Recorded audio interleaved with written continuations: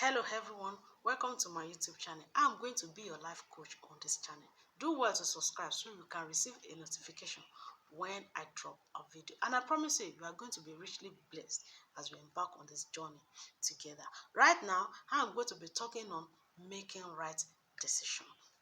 I want this to come to our understanding that life is like a role given to each and every one of us, and we are only allowed to play once and give no room for rehearsal, which make life journey so complex because we are face to face with making decision every day, and this decision either set us up for failure or for success. And life is too precious to gamble with because the choice we make will affect our generations to come.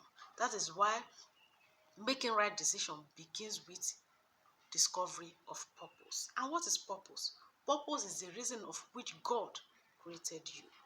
And the discovery of that purpose is called vision.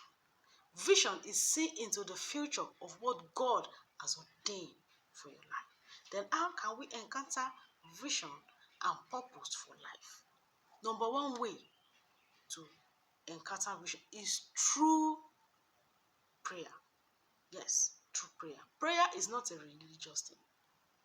Prayer is a two-way communication between man and God. It is you talking to God and God talking back to you. That is why in Jeremiah 33:3, God says, "Call upon me, and I will answer you, and I will show you great and mighty which thou knowest not." There is something great about your destiny. There is something great that God has packaged into your life and destiny, and you do not know it, and you cannot know it except you go to the manufacturer.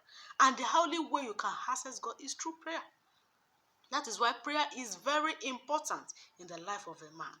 Prayer is not a religious thing, no.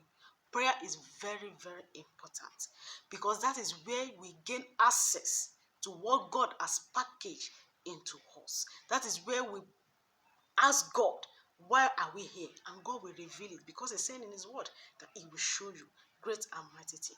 That is why we must know the nitty-gritty of prayer. There is a nitty-gritty of prayer. I can't be talking on that right now, but I promise I'm going to make video on it. That's why you have to subscribe so you don't miss out on it.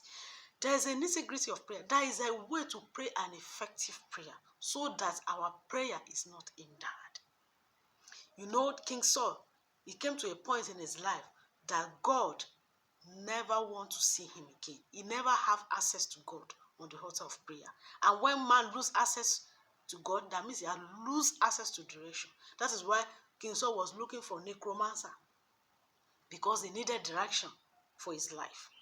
And since he could not access God, he could not access direction. And we know what happened to King Saul at the end of the day. He was killed along with his children.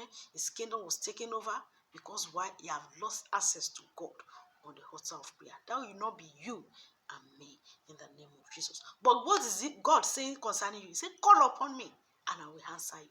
And I will show you great and mighty thing that thou knowest not." So God is saying, call upon me because there's a wonderful thing He has packaged into your destiny.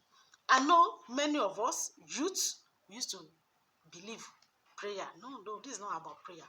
We can just calculate our destiny. We can calculate what we want for life. Youths always love to calculate, their life with their senses. I'm talking out of experience. There are some times in my life that I used to calculate my life with my head. I would like, if I do it this way, if I go that way, then I will succeed. If I back on that business, I've make all my plan, then I will succeed. After I've gone and I failed woefully, then I will come back to God. Lord, I've tried my own plan. He has failed. Help me. I come back to God on the altar of prayer. And God really accepted me. Thank God. He really accepted me. I started showing me what He wanted me to do for life. I was so amazed. I could not even have imagined that. So we don't need to go through that stress trying to calculate our life with our head. No. We can go to God and say, "God, what do you have for me?" There is nothing wrong in coming back to God, but we can save us those stress and just go back and go to God. "Lord, why did you create me? Why am I here?"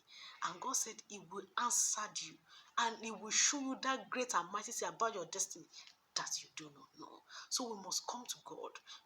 Our life is too big to calculate with our head. No. God has designed it. We don't give ourselves destiny. We discover destiny. So, and we discover that on the altar of prayer. And God said he will answer you and show you great and mighty thing. And the second way to access our purpose for life is through passion. What do you love doing? What is that thing that flow naturally inside of you? That is a pointer to your calling. That is a pointer to your reason for existence. Don't neglect it. Don't neglect that sign. Is a pointer. And after we have discovered purpose for living, we just don't bump into action like that. We allow ourselves to grow into maturity because you are still a raw materials. It's like we have a raw materials in our hand. Yes, we need to grow. So go for relevant materials that will help you grow into maturity. And you will amaze you how your life will turn to be. You will seem perfect to the world because that discovery of purpose will shape your decision for life. It will shape your decision. You will know the kind of company you should keep, even the kind of spouse you should choose, the kind of person you should choose as a spouse, the kind of course you should go for in school. It will guide our decision for life. We will begin to walk error-free life. No, our decision will just be accurate because God has ordained it. We have received God's vision for our life. We have received God's purpose, and our life will just look accurate and precise. And we look perfect to the world. And we are not just perfect. We are just being embraced. So please don't calculate your life with your head. You know your destiny is bigger than that. Your destiny is bigger than that. Go to God in prayer. Go to God in prayer. Look for that thing that you love doing, that flow naturally inside of you, and it will amaze you how your life will turn. Because God is not happy when his children miss his plan for their life. God is not happy because he wants his children to live a full,